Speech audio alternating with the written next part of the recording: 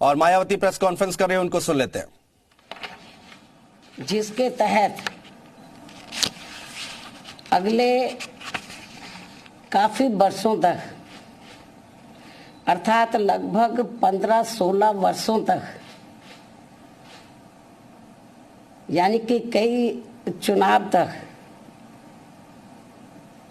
देश की महिलाओं को ये आरक्षण प्राप्त नहीं हो पाएगा। और इस विधेयक में ऐसे जो प्रावधान रखे गए हैं तो उनका मैं यहाँ उल्लेख करना बहुत जरूरी समझती हूँ। और इस संशोधन विधेयक के तहत इस महिला आरक्षण विधेयक के पास होने के बाद पहले पूरे देश में जनगणना कराई जाएगी।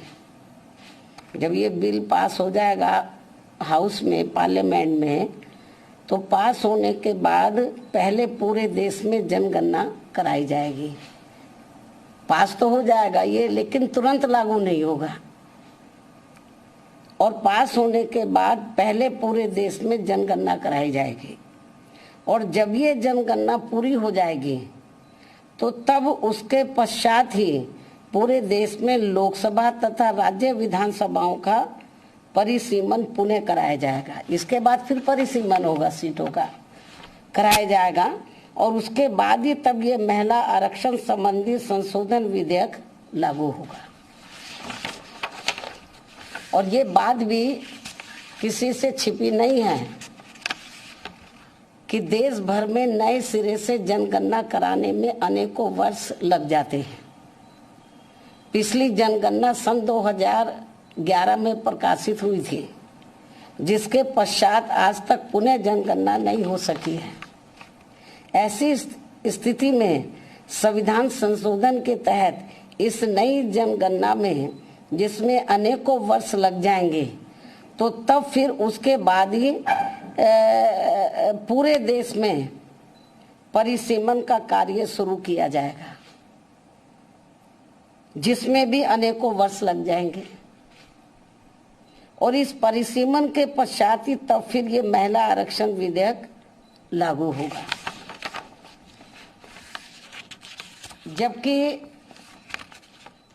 128वें संशोधन विधेयक की सीमा ही 15 वर्ष रखी गई है। इस प्रकार से ये स्पष्ट है कि ये संशोधन विधेयक वास्तव में महिलाओं को आरक्षण देने की साफ नीयत से नहीं लाया गया है, बल्कि आने वाली विधानसभाओं तथा लोकसभा के चुनावों में देश की भोली भाली महिलाओं को ये प्रलोभन देकर व उनकी आंखों में धूल झोंककर उनका वोट हासिल करने की नीयत से ही लाया गया है। इसके सिवाय कुछ भी नहीं है। जैसा कि इसमें कंडीशंस रखी गई हैं इसको लागू करने से पहले, जो शर्तें रखी गई हैं। और यदि ऐसा नहीं है, ये कहते हैं ऐसा नहीं है, और यदि ऐसा नहीं है तो फिर हमारी पार्टी सरकार से ये भी अनुरोध करती है कि सरकार इस विधेयक में से या तो इन दोनों प्रावधानों को निकाले या फिर कुछ ऐसे उपाय तलाशे जिससे इस विधेयक के तहत महिलाओं को जल्दी आरक्षण का लाभ मिल जाए। इसके साथ साथ यहाँ मैं इस बात की भी केंद्र सरकार से पुनः ये अपील करती हूँ कि 33% महिलाओं के आरक्षण के अंतर्गत SC/ST को जो आरक्षण दिया जाए तो उसे वर्तमान में लागू आरक्षण के अतिरिक्त दिया जाए। यानी कि जो पहले से इनको SC/ST को जो आरक्षण मिल रहा है तो जो इनको 33% SC/ST की महिलाओं को जो आरक्षण देना है, तो अभी तक क्या इसमें व्यवस्था है कि जो पहले से इनको SC/ST को मिल रहा है तो उसमें से 33% इनको दिया जाए महिलाओं को, और उसको 33% में जो अब लाया जा रहा है, इंक्लूड किया जा रहा है, इससे हमारी पार्टी सहमत नहीं है। बल्कि इनको ये आरक्षण अलग से दिया जाना चाहिए, 33% में दिया जाना चाहिए। इसके साथ ही देश की ओबीसी वर्गों की महिलाओं का भी इस महिला आरक्षण विधेयक में अलग से आरक्षण का कोटा सुनिश्चित किया जाना चाहिए। जो सामान्य वर्गों की महिलाओं की तुलना में ये अभी भी काफी पिछड़ी हुई है, और यदि इन सभी वर्गों की महिलाओं के आरक्षण के मामले में, यानी कि SC, ST और OBC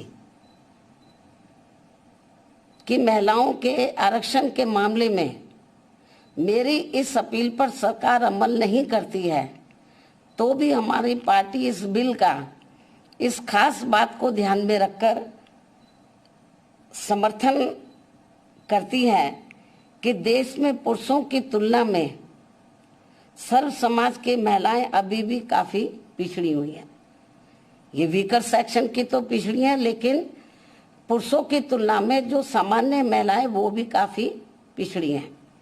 जबकि महिलाओं के मामले में वास्तव में सच्चाई तो ये है कि इन्हें अभी तक जो भी अधिकार मिले हैं, जनरली महिलाओं को जो भी अधिकार मिले हैं, तो वे अधिकांश हिंदू कोड बिल के तहत परम पूज्य बाबा साहब डॉक्टर भीमराव अंबेडकर के अथक प्रयासों से ही मिले, जिसे उस समय कांग्रेसी सरकार ने इसे पूरे तौर से पास नहीं होने दिया था, जिसे फिर बाद में टुकड़ों टुकड़ों में पास किया गया। इतना ही नहीं, बल्कि इन वर्गों की महिलाओं को अलग से आरक्षण दिए जाने के मामले में पूर्व में केंद्र की रही कांग्रेसी सरकार द्वारा लाए गए बिल में भी इसकी व्यवस्था नहीं की गई थी, जिसके कारण उस दौरान ये बिल पास नहीं हो सका था। लेकिन अपने राजनीतिक लाभ के लिए अब इस पार्टी के भी नेता, यानी कि कांग्रेस पार्टी के भी नेता, इन वर्गों की महिलाओं को अलग से आरक्षण दिए जाने की बात कर रहे हैं, वकालत कर रहे हैं। इससे साफ जाहिर है कि देश की महिलाओं को लोकसभा व राज्य विधानसभाओं में इनको आरक्षण देने के मामले में बीजेपी व कांग्रेस पार्टी एंड कंपनी के लोगों की पूरे तौर से नीयत साफ नहीं है, और ये सभी पार्टियां इसकी आड़ में केवल इनका वोट हासिल करने के लिए अपने अपने स्वार्थ की राजनीति कर रही हैं और कुछ भी नहीं है। इसलिए देश की महिलाएं ऐसी सभी पार्टियों से जरूर सावधान रहें जिनसे इन्हें कुछ भी हासिल होने वाला नहीं है। इन्हीं जरूरी बातों के साथ ही अब मैं अपनी बात यहीं समाप्त करती हूँ। धन्यवाद।